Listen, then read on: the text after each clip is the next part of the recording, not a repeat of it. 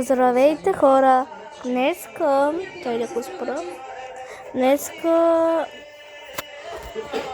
ще гледаме 24 часа с хлебарки в училище. Здравен отдел в час.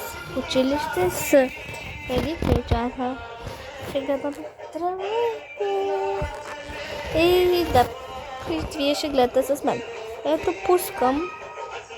И 3, 2, 1. Хайде! Опа. Опа. Оп. Оп.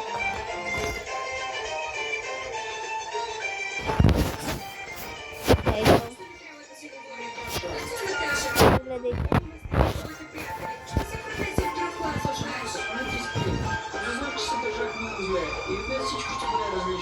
Нима, ти отиде на парти с големите ученици по време на час. Смяташ ли, че едно осъзнавам всичко, нещо ще промени. Какво да направя тогава? Поне не ме лъжи и ми се поне малко за последствията. Точно както ти, Саша. Всъщност всички сме били тук. После на дума към мен ще ми измолачим. Добро работно утро на целия клас. Наташа, всички дойдоха или някой реши да се измъкне. Всички, които са минали за чудесно. Утре същото. В 6:30 сутринта. Ще ви чакам в учителската. Ще въведем ред там. Защо Наташа нищо не прави? Ами Наташа, за разлика от вас, момчета, не е бягала от часове заради парти с по-големите. И дойде с вас днес да контролира процеса по почистване, така че помните приказки повече работа хайде. Всички са се побъркали. Тук не гарам, че се разминахме само с чистене. Между другото, забравих да ви кажа. Следващата седмица започва първата ви тренировка по бални танци. А тази седмица имате междуучилищен шампионат по футбол, така че не се отпускайте.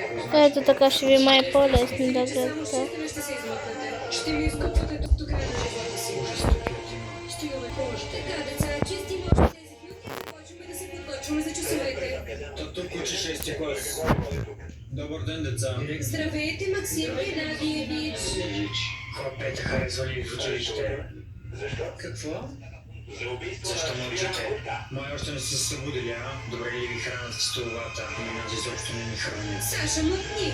Как така не ви хранят? За 6 клас просто ние включваме храната. Защо не ви хранят? Опа, съжалявам. Беше нарочно. Беше нарочно. Да. Този учител вече не работи в училището.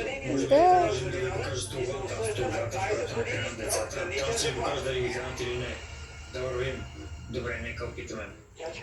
Между другото, с какво се занимавате тук? Ами чистим класната стая. Поддържате чистотата право.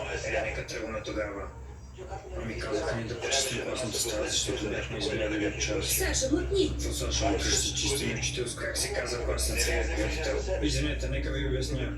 Но тръгваме. Добре, нека опитаме. Надявам се, че обяснението за това събитие ще бъде доста добре аргументирано. Децата просто се изразиха грешно. Всичко наред. Отец са да. Добре. Саша, ти луд ли си? Саша, понякога ми се че си забравяш мозъка от дома на вказ. Кой беше този изобщо? Така, деца, сега внимателно ме слушайте. В училище